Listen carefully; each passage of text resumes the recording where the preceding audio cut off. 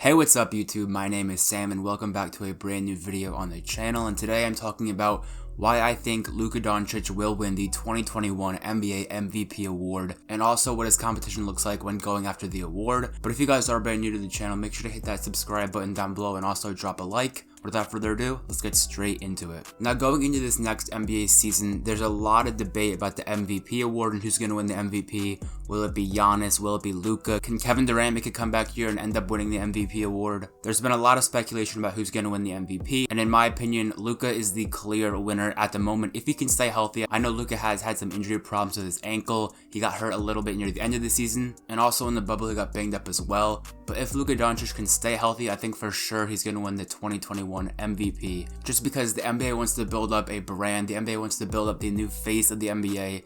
Now that LeBron is starting to turn like 36 years old, I believe it is, they want to build up the new face of the league, and I think Luka is the person to build it around instead of Giannis. Of course, I'm going to talk about Giannis a lot as well because he probably is the main competition. Giannis and like a guy like Kevin Durant, Stephen Curry, because he's in a different situation now with Klay Thompson being out for the rest of the season. So I think Giannis is probably his closest competition, but I also think that Giannis doesn't really stand much of a chance just because he did win back-to-back MVPs in the last two NBA seasons. And of course, the voters will get voter fatigue, and voting for Giannis 3 straight years is pretty boring, and honestly, people are going to have an extremely sour taste in their mouth for Giannis after the last 2 times they gave him the MVP award. And then the Bucks got bounced out in the conference finals to the Raptors, and then this year to the Miami Heat in 5 games in the second round. So even if Giannis has another crazy season this year like he did last year, I don't think he will win a 3rd straight MVP. Usually people cap out around 2 straight MVPs. I think only a couple people have won 3 straight MVPs. And of course, people are still going to be skeptical of Giannis because of his playoff performances last time. Even though it's a regular season award, that's going to still get in people's minds and have people not vote for Giannis. And for Luka Doncic, he averaged like 29, 9, and 9, I'm pretty sure last year. He could easily, in my opinion, average a 30-point triple-double. He was pretty close last year. I could see him averaging around like 31 points a game, 9 and like 8. I'm not really sure, but I can definitely see him averaging above 30 points a game, over like 8 or 9 assists, and around the same amount of rebounds. Even if Luka puts up the exact same stats he put up last season, I still think he would be the front runner for the MVP award. Luka is also the clear main star of the Dallas Mavericks. Kristaps Porzingis is a really good player, but of course Luka is the main man on that team. There is no question, like the best player in the duo, Luka is clearly the number 1. See, a thing that takes away from like LeBron James and Anthony Davis, when they're both on the same team, it's kind of hard for either of them to win MVP. That's why I don't expect LeBron or Anthony Davis to even come close this year in MVP. I know LeBron did come really close last year, but he had the narrative on his side. He had the comeback player of the year. He was coming off an injury. That's also why I think Kevin Durant could give Luka Doncic a run for his money when it comes to the MVP awards. Kevin Durant, of course, was out for the entire year last year due to an Achilles injury. He's coming back on the Brooklyn Nets, a brand new team, him and Kyrie Irving. He is clearly the main man on that team. Kyrie Irving is not as good as Kevin Durant, not even close. So I definitely think Kevin Durant has a shot to an MVP. And of course, that injury could still affect him. And even if that only affects him slightly, I think that would be just enough for KD not to an MVP. I think for Kevin Durant to an MVP, he would have to come back almost even better than he was in like 2016, 2017. And that would be almost impossible in my opinion. And also, usually the MVP is on like a top 2 or 3 or 4 seed in the NBA, and of course the Mavericks are in the Western Conference, so it will be a little bit harder for Luka to get there, but I do think the Mavericks could definitely be like a 3 or 4 seed, and I do think the Dallas Mavericks had a pretty good offseason. They got Josh Richardson and they got rid of Seth Curry. The Mavericks had like the best offensive rating in NBA history last year, and they still got bounced out in the first round, so of course defense, perimeter defense, especially next to Luka,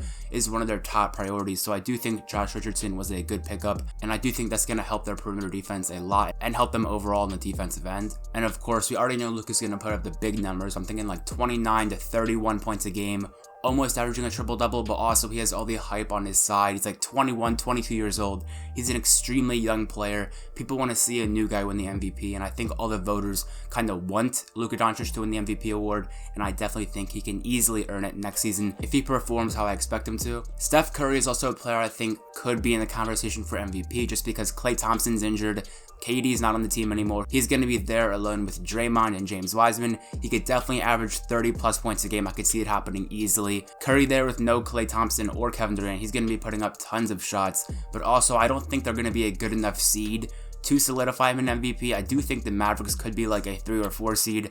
I see the Warriors being around like a 6 or 5 seed, maybe like a 7 seed, and I think Golden State would need to be a little bit higher on the list of like Western Conference standings if Curry wanted to win an MVP. And Curry's also won 2 MVPs already, the 2015 one and the 2016 one unanimously, so I don't really think voters would want to give him a third MVP. Of course, it's like Giannis, he's already won 2 MVPs, they want to give it to a new player, and Luka Doncic, in my opinion, is definitely the next man up to win back-to-back MVPs. Curry already won his 2 MVPs, I doubt they're going to give him a third. As I said, I think it's really challenging to start winning MVPs after your like MVP streak has ended, so I don't think Giannis will ever win an MVP again, even though he could be like the best player in the NBA. Of course, the MVP does not always go to the best player in the league. And of course, you have the long shot MVPs like Jason Tatum, Damian Lillard. Those are guys that are really far off in my opinion. They'd have to put up insane numbers, lead their team to a top 2 or 3 spot in their conference, and it would just be overall really tough for guys like Tatum, Embiid, Damian Lillard. Those type of players have almost a 0% shot, in my opinion, to win the MVP. I think it's going to be one of those upper tier guys like a Kevin Durant, a Steph Curry, and in my opinion, Luka Doncic. Anyways, guys, I hope you enjoyed today's video on why I think Luka Doncic will win the 2021 NBA MVP award. Of course, I think it's up to him, Kevin Durant if he has a great comeback season, and Giannis Antetokounmpo, but obviously Giannis getting 3 straight MVPs, is that really realistic? I'm not really sure. Drop a comment down below, guys. Who do you think will win the 2021 NBA MVP award? Of course, I'm going with Luka. Who do you think it will be? And if you did enjoy this video, make sure to hit that subscribe button. We are almost at 2,000 subscribers. And of course, make sure to drop a like on the video if you did enjoy it. It would help the video get into recommendations. Have a great rest of your day, guys. It's been Story of Sam, and I'm out. Peace.